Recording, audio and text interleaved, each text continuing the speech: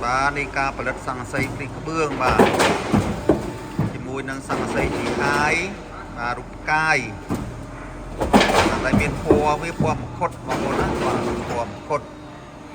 នេះយើងអុកព្រីក្បឿងបាទព្រីត្រង់ក៏មានបាទព្រីក្បឿងក៏មានបាទព្រីកោងក៏មានដែរបាទយើង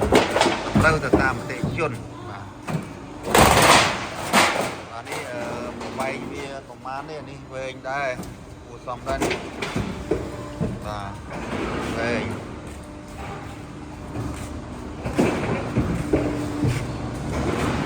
តែពណ៌ផុតបងប្អូនបាទពណ៌ផុតយកប្រក់ស្អាតណាពណ៌ចេញថ្មីបងប្អូនបាទពណ៌ថ្មីជ្រៅតែម្ដងតែក៏មានពណ៌ប្រផេះពណ៌ក្រហមពណ៌ស្អីមានទាំងអស់បាទបងប្អូននេះចង់បានសង្កសីដែលមានគុណភាពប្រកកាន់ឆ្នាំបាទបើគេស្លេកឆ្លក់ហើពណ៌បងប្អូនយើងអាចទាក់ទងបានតាមពីការបើអកនការបើនិង channel YouTube ការបើដែរបាទ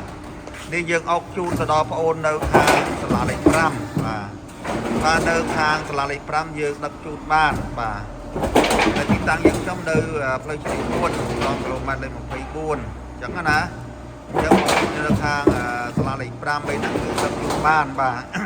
តែគិតសេវាតិចតួចបាទបងប្អូនយើងទៅទិញពីហាងយើងខ្ញុំបាទ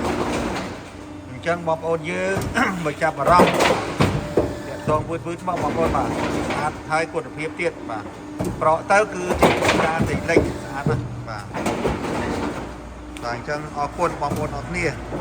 ទៀតនៅវីដេអូក្រោយទៀតបាទសូមអរគុណសូមជម្រាបលា